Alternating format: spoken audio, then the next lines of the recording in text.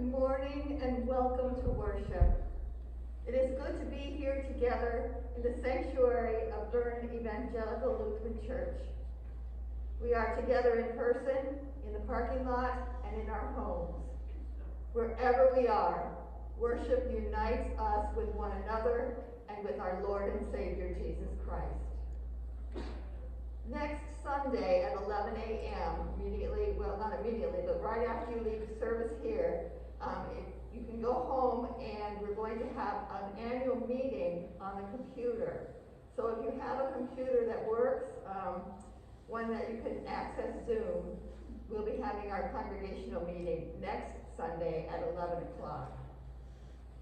And the instructions for that is in the bulletin. Throughout Lent, we will be worshiping with our sisters and brothers in the West Berks Mission District on Wednesday evenings at 7 o'clock. Refer to your bulletin for instructions on how to access those services. Our hymn numbers this morning, for those of you at home and out in the parking lot, the first one is 99, O Lord, throughout these 40 days. And then the second one we will sing 104, In the Cross of Christ I Glory. For those of you in the sanctuary, I want to quickly go over the CDC guidelines. Remember that we have gathered for worship only. Please do not socialize in the sanctuary.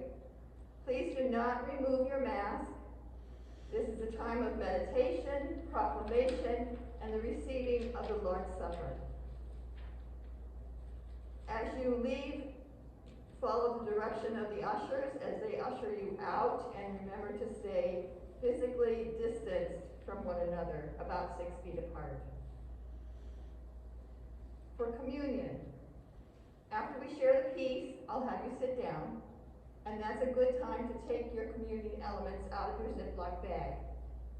Then, after we say the Lord's Prayer, I will say, take and eat. And that's when you take the wafer out of the cellophane and eat the wafer. And then I'll say take and drink. And that's when you will drink the grape juice as we receive the body and blood of our Lord. And I think that's everything for this morning.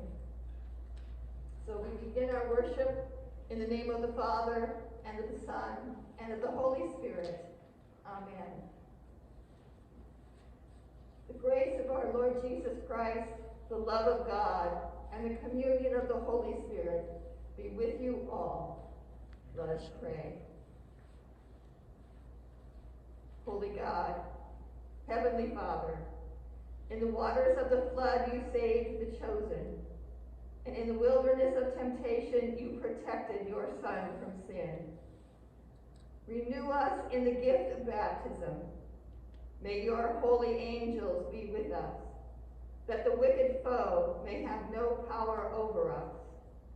Through Jesus Christ, our Savior and Lord, who lives and reigns with you and the Holy Spirit, one God, now and forever. Amen. The first reading is from the 9th chapter of Genesis. God said to Noah and his sons with him, As for me, I am establishing my covenant with you and your descendants after you, and with every living creature that is with you, the birds, domestic animals, and every animal of the earth with you, as many as came out of the ark. I establish my covenant with you, that never again shall all flesh be cut off by the waters of a flood, and never again shall there be a flood to destroy the earth. God said, This is the sign of the covenant that I made between me and you and every living creature that is with you, for all future generations. I have set my bow in the clouds, and it shall be a sign of the covenant between me and the earth. When I bring clouds over the earth, and the bow is seen in the clouds, I will remember my covenant that is between me and you and every living creature of all flesh. And the waters shall never again become a flood to destroy all flesh. When the bow is in the clouds, I will see it, and remember the everlasting covenant between God and every living creature of all flesh that is on the earth. God said to Noah, "This is the sign of the covenant that I have established between me and all flesh that is on the earth." Word of God, word of life. Thanks be to God. Please stand if you are able for the reading of the gospel.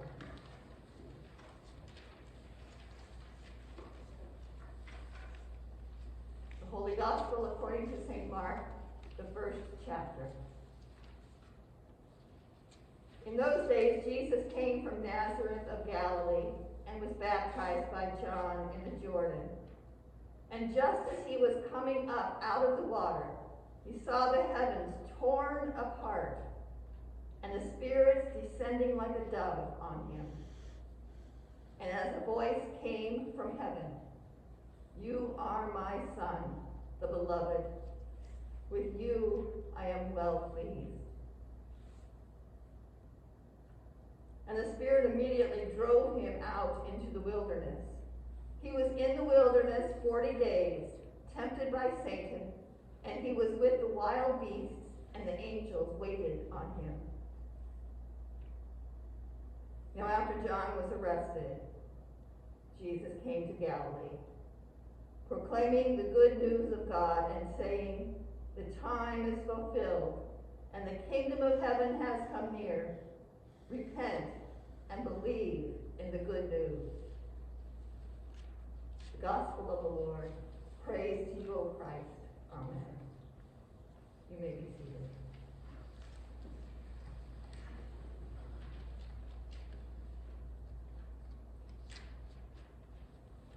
Please pray with me. Dear Lord Jesus, as you spent time in the wilderness, so we spend time in the wilderness during our lives. Help us to know that we are together, that you are with us, and that we help one another as we journey through the wilderness. We pray these things in the name of Jesus. Amen.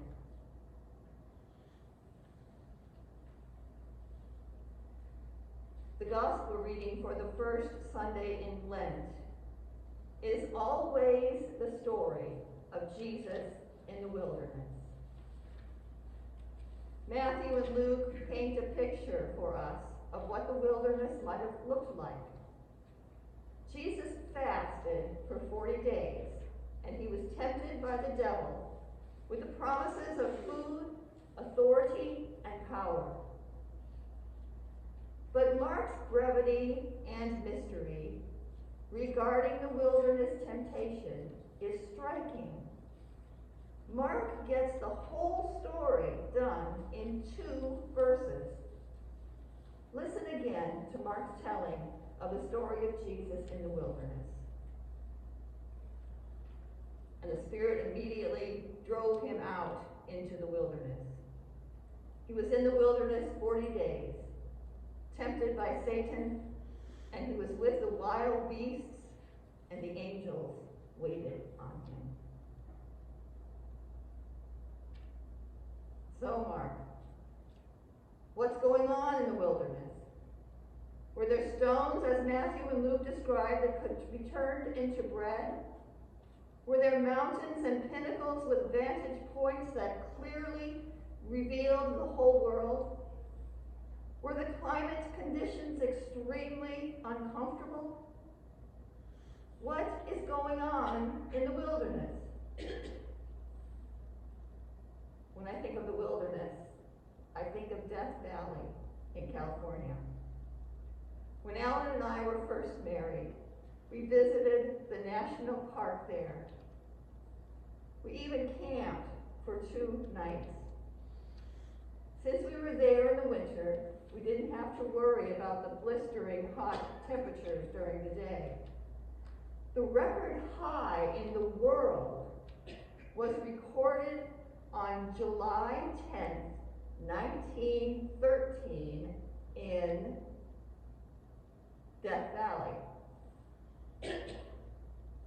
Not only does this wilderness get hot, but the change in temperature is dramatic.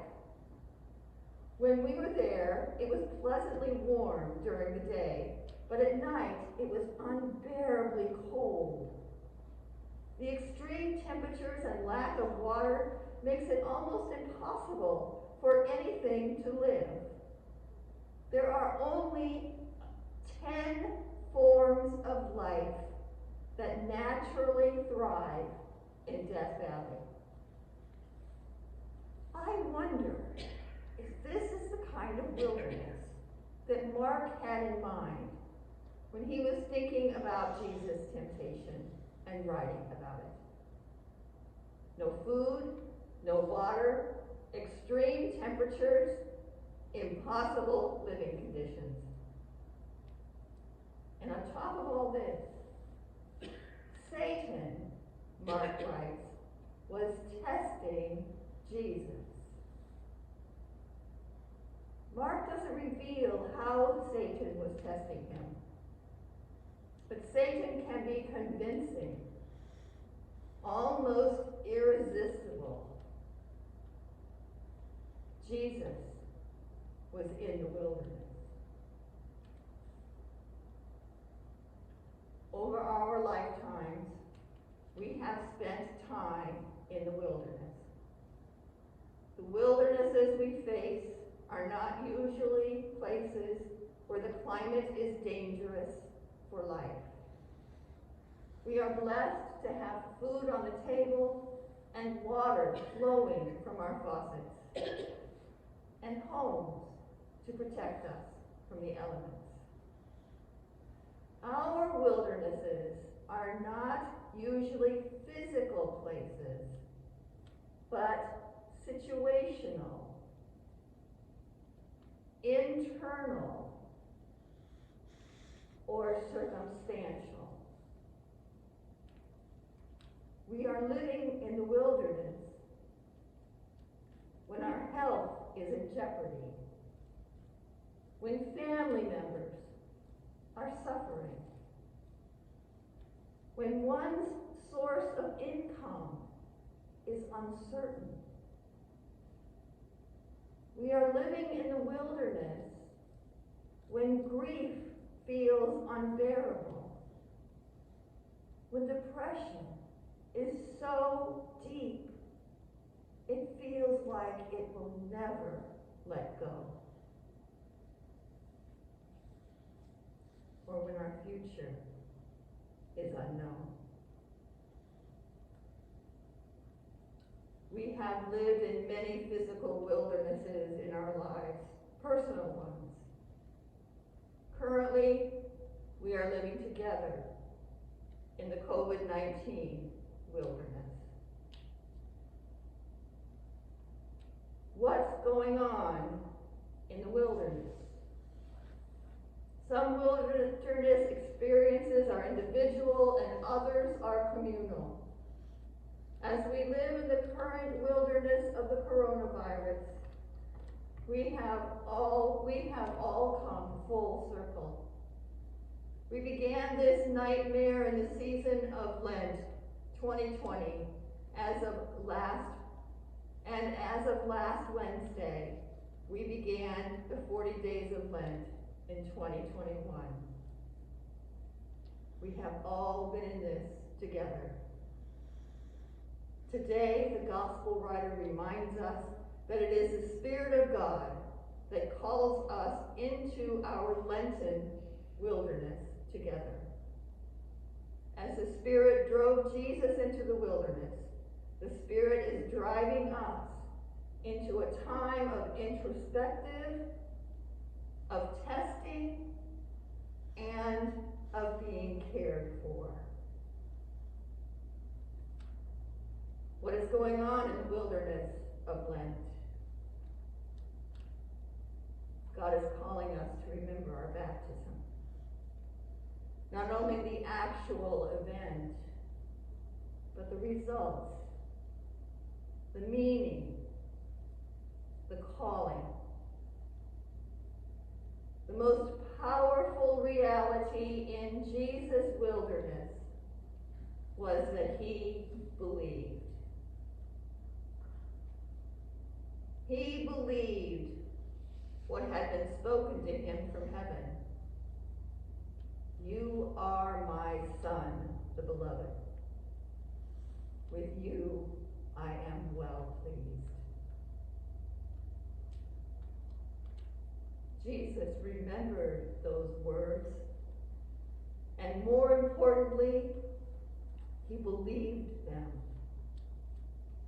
Jesus believed that he was God's beloved Son. He believed that God was pleased with him. He believed God. When we were baptized, God declared that we were children of God and that God was pleased with us. As we enter this wilderness of Lent, believe you are God's child with whom God is well pleased. Because as you believe in the relationship you have with God, you will be able to face whatever comes in the wilderness. You will be given the strength and courage to contemplate your ministry. The ministry that God has in store for you and for us together when this pandemic is over. You will be able to recognize and resist evil as you remember that you are a child of God with whom God is well pleased. You will be able to accept the care that the angels in your life offer. What is going on in the wilderness of Lent? We are not alone. We are all in this together. Jesus is with us too, and is willing to go through the wilderness with us. It is a time for asking God, who do you want your beloved child to be? How can your beloved children care for the world that you have entrusted to us? It is time for us to pray about what God wants for our mission as individuals and as a congregation. When we finally find ourselves on the other side of the current pandemic, how will our lives be different? What will we no longer take for granted? How will we share what we have been given? How will we identify who needs to experience the love of Jesus Christ? There are so many things to pray about. Pray about your mission. Pray about our mission together. God is ready to proclaim the good news through us.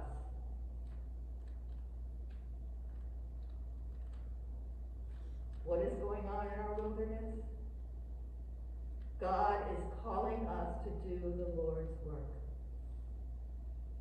We are discerning how we will respond to God's call. And the Spirit is giving us all that we need to follow our Savior. God bless you in the wilderness. God bless us in the wilderness. Amen.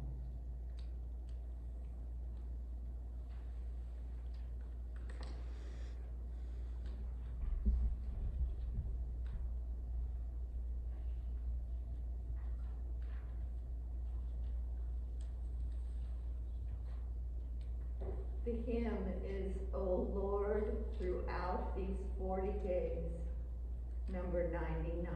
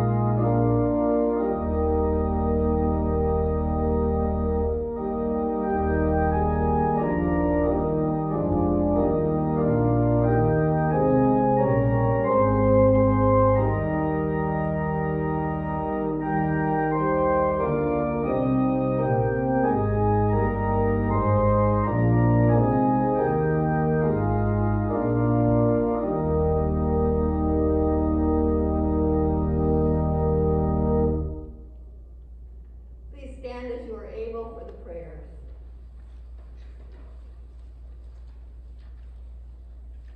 Relying on the promises of God, we pray boldly for the church, the world, and all those in need. In Jesus, your realm has come near to us in every place and time. Give your church throughout the world a spirit of humility and repentance, especially Faith Lutheran Church and Pastor Aaron, and missionaries Pastor Robert and Kathy Moore. Teach us all to trust always in the good news of your salvation. You have made a covenant of mercy with every living creature. Protect all the earth's creatures from destruction. Empower the work of biologists, conservationists, and science educators. All your paths are steadfast love and faithfulness. Direct the words and actions of leaders in our community and throughout the world, that they may maintain justice for the lowly.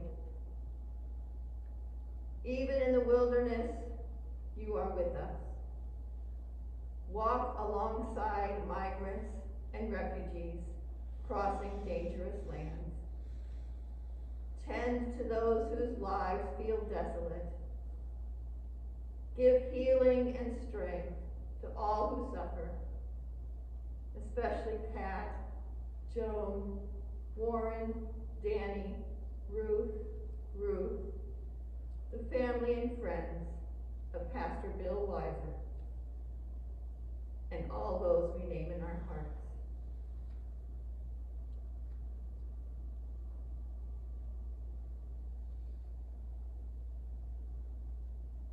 In the covenant of baptism, you claim us as beloved children. Nurture us in our baptismal identity and teach us to live within it for the sake of others. We pray especially for those who celebrate their birthdays this week. Nancy, Deb, Laura, Stacy, Sandra, Jim, Mike, April, and Sean. Strengthen us all in our ministries of concern and care for others. In baptism, you join us to the death and resurrection of Jesus Christ. We praise you for all those who have died, trusting in your faithfulness. Bring us with them to the fullness of your reign. We entrust ourselves and all our prayers to you, O faithful God, through Jesus Christ our Lord. Amen.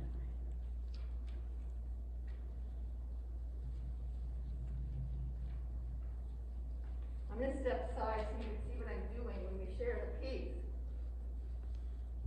This means peace be with you. And then you respond, and also with you. Same. It's like, you're pointing to yourself and to the other person. We're sharing peace. Very nice.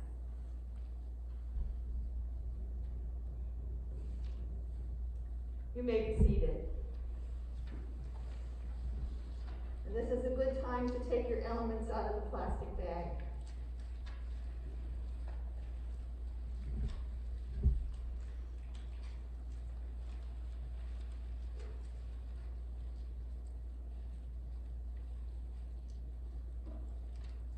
Let us pray.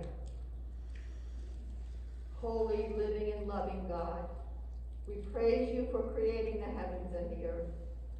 We bless you for bringing Noah and his family through the waters of the flood, for freeing your people Israel from the bonds of slavery, and for sending your Son to be our Redeemer. We give you thanks for Jesus, who living among us, healed the sick, fed the hungry, and with a love stronger than death, gave his life for others. In the night in which he was betrayed, our Lord Jesus took bread, gave thanks, broke it, and gave it to his disciples, saying, "Take and eat. This is my body given for you. Do this for the remembrance of me." Again, after supper, he took the cup, gave thanks, and gave it for all to drink, saying, "This cup is the new covenant in my blood, shed for you and for all people for the forgiveness of sins. Do this for the remembrance of me." Remembering, therefore, his life-giving death and glorious resurrection, we await your promised life for all this dying world. Breathe your Spirit on us and on this bread and cup. Carry us in your arms from death to life, that we may live as your chosen ones, clothed in the righteousness of Christ. Through him all glory and honor is yours, Almighty Father, with the Holy Spirit, in your holy church, both now and forever. Amen. With the whole people of God, I invite you to whisper the Lord's Prayer. Our Father, who art in heaven, hallowed be thy name. Thy kingdom come, thy will be done, on earth as it is in heaven. Give us this day our daily bread, and forgive us our trespasses, as we forgive those who trespass against us. And lead us not into temptation, but deliver us from evil. For thine is the kingdom, and the power, and the glory, forever and ever. Amen.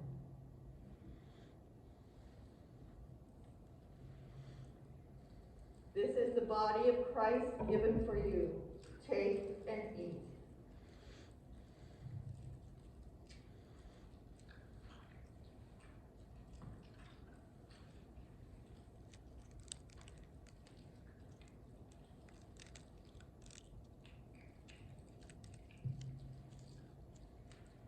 This is the blood of Christ, shed for you. Take and drink.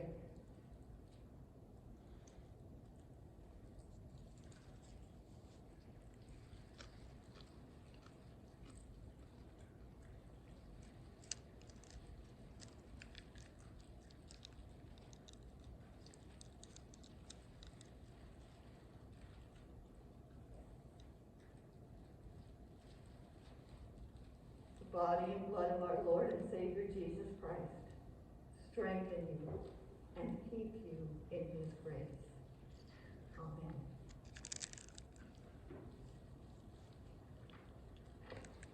Amen. Hymn number 104 is "In the Cross of Christ I Glory," number 104.